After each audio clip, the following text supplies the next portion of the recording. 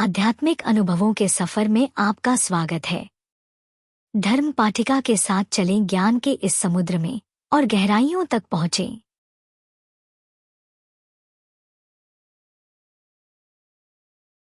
भगवान कृष्ण ने अर्जुन को सुनने और ध्यान देने के लिए कहा। उन्होंने कहा कि योग का अभ्यास करके और उस पर ध्यान केंद्रित करके और खुद को पूरी तरह से उसे समर्पित करके तुम उसे समझ और जान पाओगे। उन्होंने ज्ञान और इसे प्राप्त करने के तरीके को समझाने का वादा किया। एक बार जब आप इसे समझ लेंगे तो दुनिया में आपके लिए सीखने के लिए कुछ भी नहीं बचेगा। उन्होंने उल्लेख किया कि बहुत से लोगों में से केवल कुछ ही पूर्ण बनने की कोशिश करते हैं और उन कुछ में से केवल एक ही वास्तव में उसे जान पाएगा। प्रकृति के 8 अलग अलग भाग हैं: पृथ्वी, जल, अग्नि, वायु, अंतरिक्ष, मन, बुद्धि और मिथ्या अहंकार। लेकिन इससे परे एक उच्च आध्यात्मिक प्रकृति भी है। यह आध्यात्मिक प्रकृति जीवित प्राणियों से बनी है और यही ब्रह्मांड को चलाती है। दुनिया में सब कुछ इन 2 स्रोतों से आता है और मैं ही सब कुछ बनाता और ले जाता हूँ। सुनो अर्जुन, मुझसे बड़ा कुछ भी नहीं है। जिस तरह से मोती एक धागे में बंधे होते हैं, उसी तरह इस दुनिया में सब कुछ मुझ पर निर्भर करता है।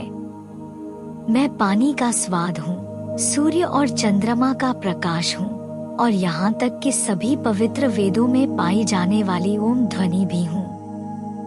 मैं वह ध्वनि हूँ जिसे तुम आकाश में सुनते हो और वह शक्ति हूँ जिसे तुम बलवान लोगों में देखते हो।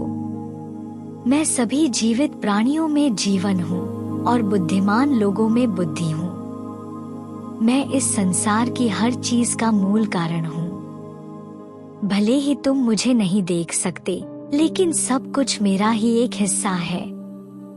प्रकृति के विभिन्न तरीकों से ब्रह्मांड भ्रमित है, लेकिन जो लोग मुझ पर विश्वास करते हैं वे इसे दूर कर सकते हैं। मूर्ख और दुष्ट लोग जो सही रास्ते का पालन नहीं करते हैं, वे कभी भी मेरी शरण नहीं लेते हैं। लेकिन जो लोग व्यथित हैं, जिज्ञासु हैं, धन की तलाश कर रहे हैं या आत्म साक्षात्कार की तलाश कर रहे हैं, वे भाग्यशाली हैं जो मेरी पूजा करते हैं। उनमें से जो आत्म साक्षात्कार चाहता है वह सर्वश्रेष्ठ है। वे हमेशा मेरे बारे में सोचते रहते हैं और भक्ति के साथ मेरी सेवा करते हैं। वे मुझे बहुत प्रिय हैं और मैं उन्हें बहुत प्रिय हूँ। ये सभी लोग धार्मिक हैं, लेकिन मैं उस बुद्धिमान व्यक्ति को सबसे खास मानता हूँ जिसने आंतरिक शांति पाई है और मुझ पर ध्यान केंद्रित किया है।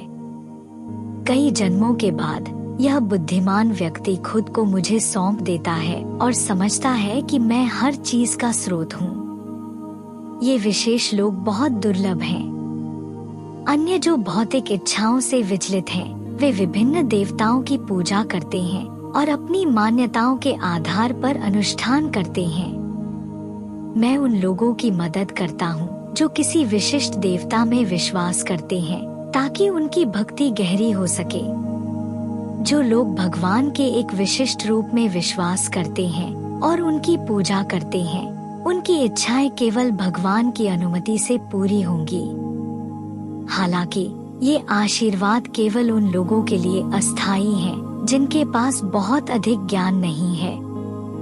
जो लोग अन्य देवताओं की पूजा करते हैं वे उनके करीब आ सकते हैं, लेकिन जो लोग मेरे प्रति समर्पित हैं वे मुझे पालेंगे। मैं शाश्वत, सर्वोच्च हूँ और नष्ट नहीं हो सकता। कुछ लोग इसे नहीं समझ सकते हैं और मुझे सिर्फ एक भौतिक प्राणी मानते हैं। मैं सभी को दिखाई नहीं देता क्योंकि मैं अपनी शक्ति से छिपा हुआ हूँ और इसलिए कुछ लोग मुझे शाश्वत और चिरस्थायी के रूप में नहीं पहचान सकते हैं। सुनो अर्जुन, मैं सब कुछ जानता हूँ जो अतीत में हुआ है, अभी हो रहा है और भविष्य में होगा। मैं सभी जीवित प्राणियों को भी जानता हूँ, लेकिन कोई भी मुझे पूरी तरह से नहीं समझ पाता। जब सृष्टि की पहली बार रचना हुई थी तो सभी जीवित चीजें इच्छाओं और नापसंदियों के साथ पैदा हुई थी जो उन्हें परेशान करती थी। लेकिन जो लोग अच्छे कर्म करते हैं और ईमानदारी से मेरी पूजा करते हैं, वे इन परेशानियों से मुक्त हो जाते हैं। मेरी शरण में आकर और बुढ़ापे और मृत्यु पर काबू पाने की कोशिश करके कोई भी आत्मा की वास्तविक प्रकृति और कर्म के नियमों को समझ सकता है।